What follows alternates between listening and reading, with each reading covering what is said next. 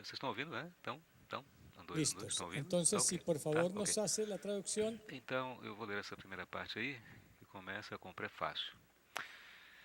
Esta entrevista será de interesse para aqueles que estão entrando na área da educação, como também para aqueles que já estão nesta profissão há muito tempo agora.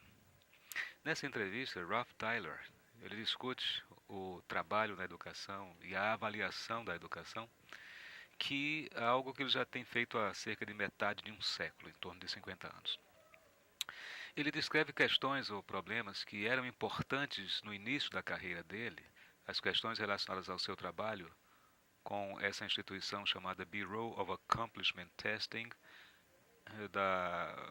do estado de Ohio, sob a responsabilidade de W.W. Charters e assuntos vinculados ao estudo ligado aos 8 anos. Ele deve explicar depois o que é isso.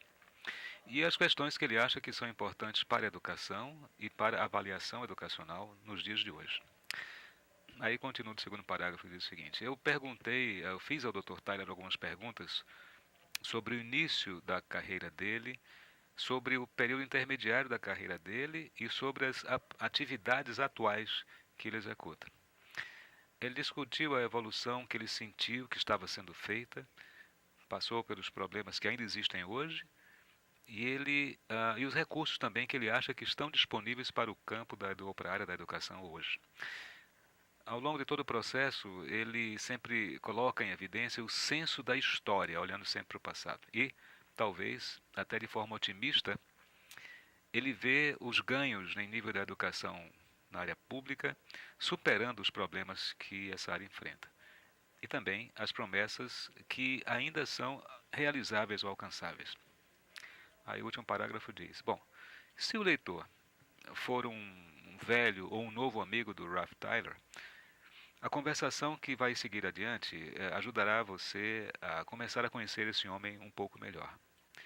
Ele fala sobre uma vida inteira de esforços e de múltiplas responsabilidades profissionais, senso de continuidade e de direção. Essas coisas ficam bem visíveis no discurso dele. Ele é uma pessoa que deliberadamente escolheu a educação pública cerca de 50 anos atrás e passou e continua a passar a maior parte dos seus dias, ou a maioria dos dias da sua vida, buscando o aperfeiçoamento dessa área. Ele não é uma pessoa, não é sombria, mas ele parece sinceramente apreciar ou gostar da ideia de que o trabalho dele tem feito uma grande e importante diferença, ou grandes e importantes diferenças no plural. Portanto, é isso. Por favor, avise ao professor que está encerrada a leitura aqui. Ok, gracias, nuestro querido Ayrton. Entonces, fíjense que aquí ya tenemos una información que es preciosa. Hay 3 periodos en la vida de él. ¿Ya? Aqui temos 3 períodos e isso vai nos servir como ideia que pode ser, muito provavelmente, um argumento. Ayrton, poderíamos pular para a página 4, no final da página 4, onde está a pergunta que diz: quais foram os estudos que conduziram, feitos pelas escolas do Estado? Final da página 4, último parágrafo da página 4. Página 4, ok, deixa eu ver. Só um momentinho, por favor. Não, só. Peraí, página 4, 3. Um momentinho só. 4, último parágrafo. Isso, ok. Então, a pergunta que antecede o último parágrafo, ele acabou de ler, ele diz: quais foram alguns dos estudos realizados com as escolas em nível do Estado? Acho que ele se refere ao estado de Ohio, onde ele estava. Aí a resposta dele é a seguinte: olha, eu vou começar descrevendo o humor público naquela época. Qual era o humor público naquela época? A Grande Depressão começou no outono de 1929, logo depois que eu cheguei em Columbus, que é uma cidade do estado de Ohio. As pessoas começaram a ficar muito preocupadas sobre as suas perdas materiais e culpavam os seus bancos, o governo e as escolas por isso. Foi realizada uma grande conferência em 1933, cujo título era A Crise na Educação. Será que as escolas sobreviverão? Está destacado em amarelo aí. E os trabalhos relatavam, não é, a má qualidade das escolas, ou quão más as escolas eram naquela época. Uma vez que essas acusações não incluíam qualquer evidência do declínio escolar, eu, diz Tyler, escrevi aos superintendentes na área de Ohio, perguntando a eles se eles tinham algum dos testes, provas e documentos que foram administrados, por exemplo, 25 anos antes, provas, testes, exames que haviam sido aplicados 25 anos antes. Perguntei a ele, disse Tyler, né?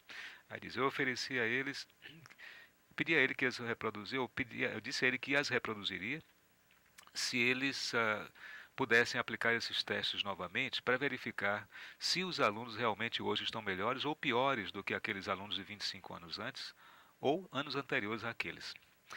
Aí nós descobrimos, diz Tyler, não é, descobrimos em várias comunidades diferentes, os testes, provas e exames antigos ainda estavam disponíveis. E aplicamos novamente. Aí termina numa frase incompleta, que diz, nós descobrimos, conforme foi descoberto em Indiana, já pula para a página 5, alguns anos antes, que aqueles testes foram reproduzidos em Stanford, pelos sistemas de testes oficiais de Stanford. Mesmas provas foram aplicadas 25 ou 30 anos depois. E aí está entrando já na página 5. Que os alunos também de hoje, ou tiveram os mesmos resultados ou melhores do que os resultados do passado. Quando termines essa resposta, então paramos, por favor. Okay, ele disse que quando terminar a resposta a gente para. Estou concluindo aqui a resposta que está já na página 5. Isso. Aceitação do público sobre... Então, graças, Ayrton. Obrigado, Ayrton.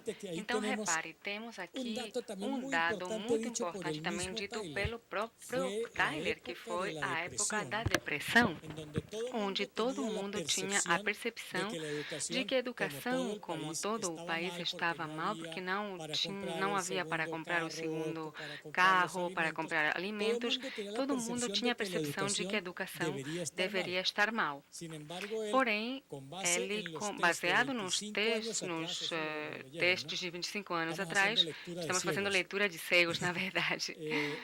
De 25 anos atrás, ele percebe, que não há nenhuma variação. Os testes estão dizendo que estamos na mesma situação que 25 anos atrás, de forma que isso não é verdade. Então, temos que começar a ter evidências. Tudo bem. Se nessa leitura de cegos, podemos pular para a última pergunta da página 7, por favor, Ayrton.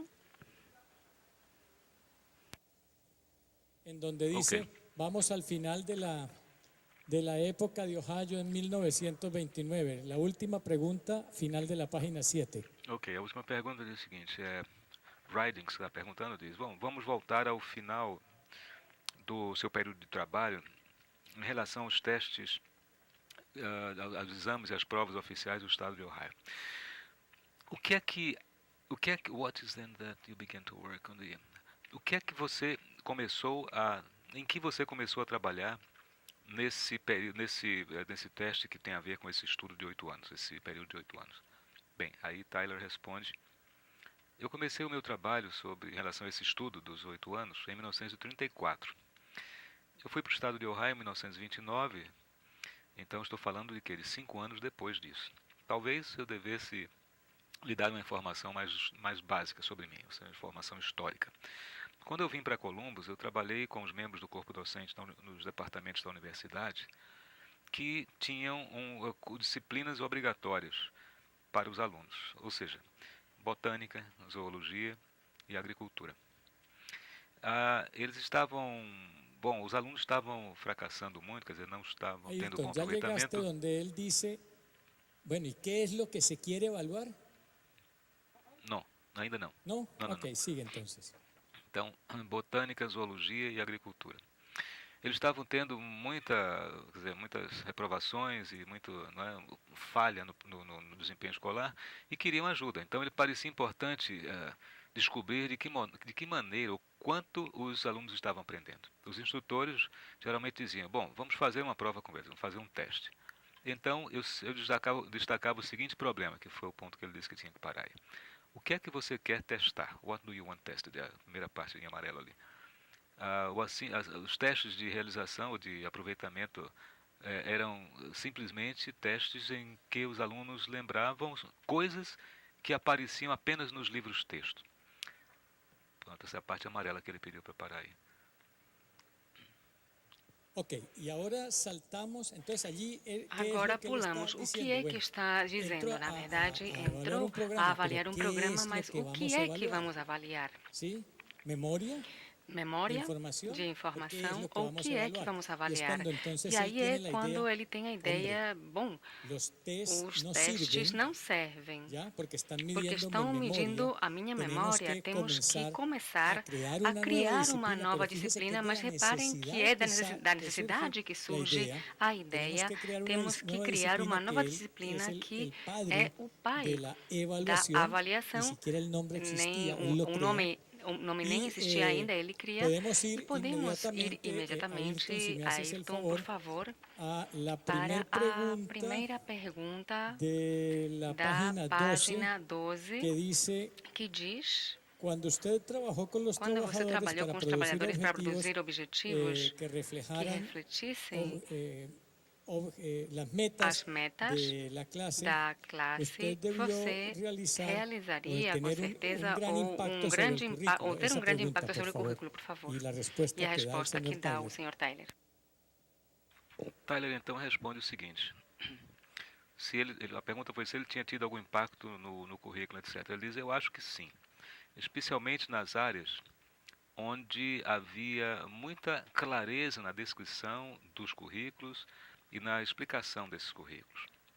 Por exemplo, no caso da literatura, os professores de literatura geralmente repetiriam algumas frases típicas como: o aluno deve aprender a apreciar ou a gostar da literatura. Eu disse: bem, isso parece normal, sensível, né? Razoável. Mas o que você quer dizer com isso? O que é que você observou que você está tentando usar para ajudar os seus jovens alunos que você está chamando de apreciar a literatura, ou gostar da literatura? O que é isso? O que eles podem dizer sobre aquilo que está escrito no livro, é aquilo que eles podem usar em termos de realizar julgamentos críticos sobre uma obra literária, em termos de alguns critérios específicos, como, por exemplo, unidade ou ilusão da realidade, ou o que não deve ser dito. Nós discutimos coisas assim até que começamos a chegar a um acordo de que, por fim, a literatura que nós estávamos preocupados como sendo uma coisa abrangente, envolvia interpretação e apreciação, ou não é, gostar dela. Eu não sei se é para ler a página 13, é para ler a 13 também, não. Isso foi até o final da página 12. Pergunta, por favor, ele aí. Não, essa não mais. Okay. E agora saltemos, por favor, Ayrton, a la última pergunta de la página 14. Ok, última da página 14. Última pergunta diz, o Ridings pergunta: olha, poderia-se dizer que enquanto podem não ter havido até etapas formais para avaliar se vale a pena, não, a validade desses objetivos, isso de fato foi uma coisa que sempre aconteceu no processo de avaliação tilleriano de Tyler, né, no caso aí. Esse foi um comentário do Ridings que está comentando. Ele diz o seguinte, o Tyler responde: sim, claro. As escolas foram ajudadas não somente pelo seu próprio, pelo staff, pelo pessoal de avaliação, mas também por um staff curricular que trabalhava sob a supervisão do professor Alberti. Em 1938, o staff da área curricular reclamava que as escolas estavam dizendo que eles estavam recebendo mais ajuda do pessoal que era responsável pela avaliação do que do pessoal responsável pelo currículo em si. Albert explicava isso dizendo: Tyler tem uma explicação ou uma justificativa para a avaliação Só que não há nenhuma explicação justificativa para o currículo. Então, nós estávamos almoçando, eu disse a Hilda Taba, meu braço direito, a companheira lá, por que que é tolo, naturalmente, por que é uma coisa tola dizer que existe uma explicação justificativa para o currículo em si? Então, eu esbocei no guardanapo aquilo que frequentemente chama-se de curriculum rationale, em inglês, rationale, quer dizer, justificativa curricular. E isso mostra que na decisão do que as escolas devem ajudar os alunos a aprender, deve-se olhar para a sociedade para verificar aquilo que eles vão usar com base naquilo que eles vão aprender e das demandas e das oportunidades dessa sociedade. Pronto, isso, será que é para ler toda a página de 15? Não, né? Acho que não. No, esa Okay. pregunta no más. Só isso, ok. Y ahora pasemos, por favor, a la página Agora 18. passemos, por favor, à página 18.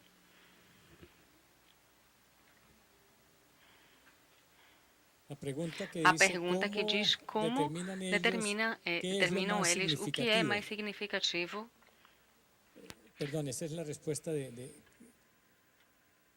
la página 8 es la del medio. La pregunta es: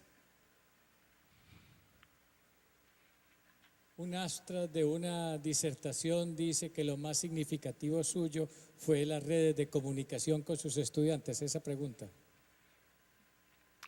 É isso mesmo. Aqui está no segundo parágrafo da página 18 diz: um abstract de uma dissertação recente, de um estudo de dissertação recente sobre a universidade, sobre o sistema de avaliação da Universidade de Chicago, foi proposto que se examinasse cuidadosamente você, o Ridings refere-se a Tyler, e a Bloom e aos alunos com os quais vocês interagiram, que talvez o aspecto mais significativo daquele grupo seja o da rede de comunicação, que foi constituída e que continua acontecendo entre você e os seus alunos. Aí Tyler responde, E como é que eles identificaram, determinaram que isso é o aspecto mais importante? Qual foi o critério deles em relação à significância ou à importância disso?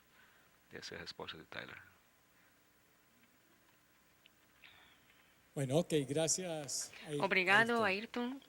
Não sei se temos feito uma leitura pulada e de cegos, mas a entrevista é muito interessante porque nos dá, simplesmente lendo a entrevista, podemos responder essas 5 perguntas e achamos coisas bem interessantes, que há 3 períodos marcadamente diferenciados na sua vida. Não temos visto todo o que ele vai contando, que primeiro se formou na universidade. Como é que se chama? De onde sale todo o neoliberalismo, como se chama, da Califórnia, e depois foi para Ohio, etc, etc. E que o que ele começa a enfrentar, que vamos avaliar, e que depois todo mundo diz, você tem um raciocínio muito claro, um modelo muito claro para avaliar, e os que estão fazendo o currículo, que eram 2 coisas que naquele momento não podiam ser separadas, não têm um racional, e ele num guardanapo diz, não sei se vocês conseguiram ler isso, num guardanapo, durante um almoço, ele escreve qual é o racional para fazer isso. Isso me dá outro ponto muito interessante, como nasce toda uma disciplina e como nasce uma teoria.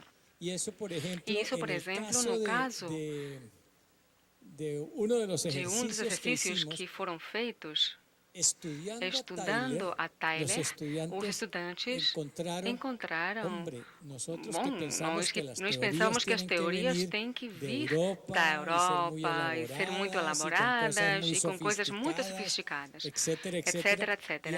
E eles fazem toda uma elaboração lendo a Tyler sobre, esse foi outro dos famosos temas, então, o nascimento de uma teoria e o nascimento de uma disciplina. Ele é o pai de uma disciplina tão importante na época atual, quanto foi o Capital e o trabalho para a época moderna. Hoje, nada pode ser entendido sem avaliação, sem evidências. E nasce toda uma disciplina e fizeram toda uma construção. interessantíssima, lendo, simplesmente fazendo essas perguntas, onde o nascimento, Tyler, e o nascimento de uma nova disciplina. E então, eles extraem os passos, as etapas, de como ele vai dizendo que inicialmente estiveram necessariamente unidas, o design do currículo e a avaliação, e como depois as críticas que já tiram isso, extraem isso para outros campos, e diz já, isso não pode estar só ligado só a isso, também a clientes. Não sei se vocês conseguiram ler isso também.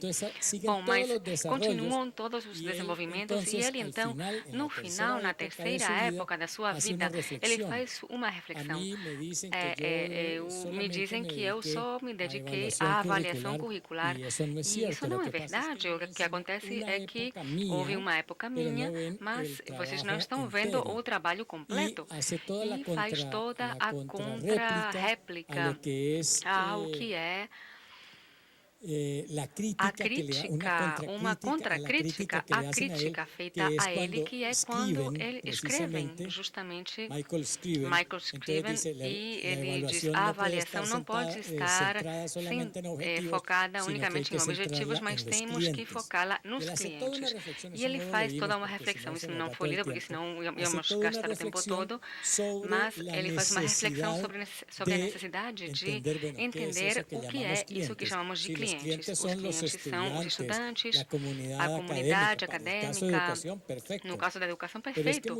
Mas muitas vezes nós esquecemos dos clientes, assim como o médico se esquece dos clientes, que são os pacientes, por estar pensando em outros clientes. Às vezes pensamos mais no cliente governo do que no cliente docente, etc. Bom, e faz toda uma contra-réplica. Mas vocês poderiam, um exercício muito simulado, uma pena, mas ter feito a leitura e há mais, na verdade, usando apenas duas entrevistas e vendo como podem extrair toda uma série de apresentações ou representações da realidade, onde, por exemplo, no caso desses estudantes, que disseram, bom, nós estávamos convictos que não éramos capazes de criar teorias, de criar métodos, e já hoje acreditam neles mesmos e acreditam que podem se enfrentar da forma mais simples, mais normal, se enfrentar um problema e elaborar teorias e elaborar métodos, porque às vezes nós achamos que as únicas teorias são as dos as pessoas antigas, muito famosas, muito citadas, e deixamos que eles pensem por nós e nos anulamos a nós mesmos. Há toda uma reflexão sobre isso. E depende de como cada pessoa vai articulando isso numa metodologia. Aparecem coisas maravilhosas. E depois vem, não sei se conseguimos ler isso também, a crítica a todas as taxonomias. Isso acho que foi lido, né? Não, bom, depois vocês podem dar uma olhada no Google e fazer umas leituras. Há duas boas leituras, duas entrevistas feitas a ele, onde você saca todo um ensino. E outros estudantes diziam, não, temos que etiquetar o ser humano e o conhecimento são flexíveis. Às vezes etiquetamos uma pessoa pelo que escreveu na sua primeira época, fruto de sua relação com os problemas da época. Mas acontece que ele continua evoluindo com os problemas da época e pode chegar como ele, que viveu 70 e tantos anos sendo professor e sendo um teórico, para evoluir no seu pensamento, e uma pessoa pode ter 2, 3, muitas posturas. Isso é muito normal no desenvolvimento da complexidade.